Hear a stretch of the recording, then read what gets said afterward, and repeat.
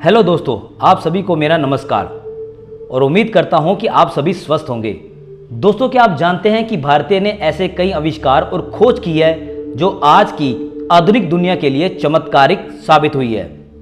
इसकी जानकारी देने के लिए हमने 10 मज़ेदार तथ्य आपके सामने लाए हैं। शायद आपको इनकी जानकारी ना हो, लेकिन अब ज़रूर हो जाएगी। दोस्तों, नंबर 1 पर है बटन। क्या दोस्तों, आपने कभी यह सोचा है कि अगर हमारे कपड़ों में बटन ना हो तो हम बिल्कुल कार्टून नजर आएंगे। बटन का आविष्कार मोहनजोदाड़ो में हुआ था। इसका आविष्कार 2000 बीसी में हुआ था। आज जो हम बटन का इस्तेमाल करते हैं तो काफ़ी साधारण सी बात लगती है, क्योंकि यह बहुत छोटी सी चीज़ है। शायद हम यह भी नहीं जानते होंगे कि इसका आविष्कार भारत में ही हुआ था और आज पूरी दुनिया में इसका इस्तेमाल किया जाता है। नंबर 2 पर है कपास का उत्पादन। कपास के बारे में पहले किसी को भी कोई जानकारी नहीं थी। 5th and 4th millennium BC Indus civilization सबसे पहले कॉटन के कपड़ों का इस्तेमाल किया गया था और फिर धीरे धीरे सारी दुनिया ने कपास के कपड़ों का इस्तेमाल करना शुरू कर दिया। शायद लेकिन हम में से किसी को यह जानकारी भी नहीं होगी कि आज के आधुनिक युग में जो कपड़े हैं उसके बनने की शुरुआत भारत में ही हुई है। नंबर 3 पर है बाइनरी कोड।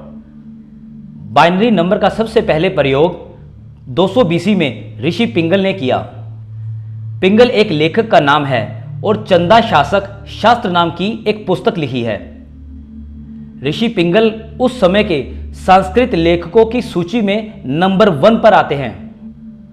और दोस्तों, मैं आपको बताना चाहूंगा, बाइनरी कोड की शुरुआत हमारे भारत से ही हुई थी।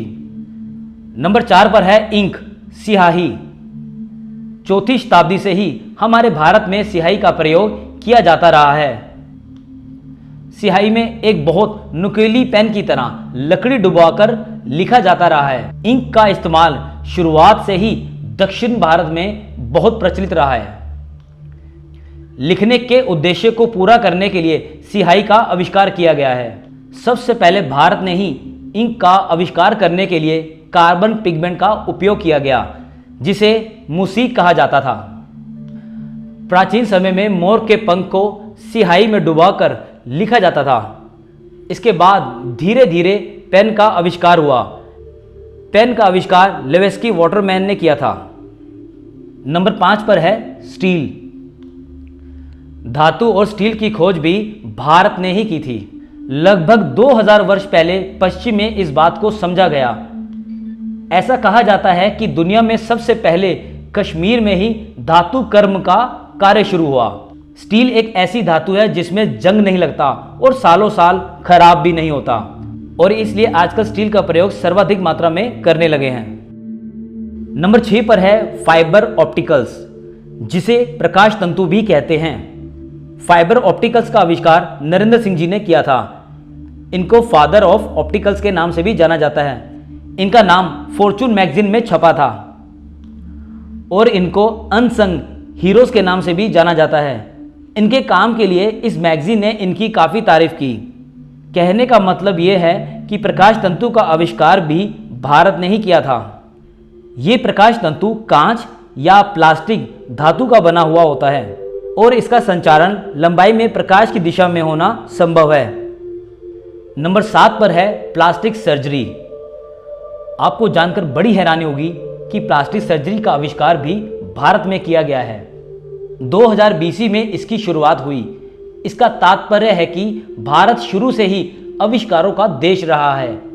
कई आविष्कार तो ऐसे हैं जो हमें पता भी नहीं और हम विश्वास नहीं कर सकते कि भारत में इनकी खोज हुई होगी, और प्लास्टिक सर्जरी उनमें से एक है। नंबर 8 पर है रेडियो वायरलेस संचार। 1909 में मार्कोनी को इस कार्य के लिए नोबेल पुरस्कार मिला था। मार्कोनी ने इसका आविष्कार किया, लेकिन इससे भी पहले 1895 में जगदीश चंद्र बासु ने लोगों के सामने रेडियो तरंगों का प्रयोग किया था। हम लोगों में से कितने लोग ये जानते होंगे कि जगदीश चंद्र बासु जी का जन्म कहाँ हुआ था? शायद बहुत ही कम लोग ये जानते होंगे कि उनका जन्म फरीदपुर में हुआ था। लेकिन इसी तरह का आविष्कार मार्कोनी ने इंग्लैंड में करके दिखाया। नंबर 9 पर है चंद्रमा पर पानी की खोज। भारत के इसरो संस्थान ने यह खोज की थी। चंद्रमा पर पानी की खोज हमारे ही भारत के चंद्रयान मिशन का एक हिस्सा है और यह भी कहा जा सकता है कि चंद्रमा पर पानी की खोज हमारे भारत ने ही की है। दोस्तों सोचिए, अगर पृथ्वी पर पानी नहीं हुआ तो हम सब एक दूसरे को उड़ते हुए नजर आएंगे, तो हम फिर कैसे लगेंगे। नंबर 10 पर है हीरे का खदान। पूरी दुनिया में भारत ही एक ऐसा देश था जहां पर हीरे की खदानें थी और 18वीं शताब्दी में हीरे की खदानें खोज ली गई। लगभग 5000 साल पहले हीरे केवल भारत में ही पाए जाते थे और हीरा अधिकतर मध्य भारत में ही पाया जाता था। इसलिए हम ये कह सकते हैं कि भारत को पहले सोने की चिड़िया कहा जाता था, लेकिन हीरा भी भारत में ही खोजा गया है। इसलिए भारत एक संपन्न देश माना जाता है।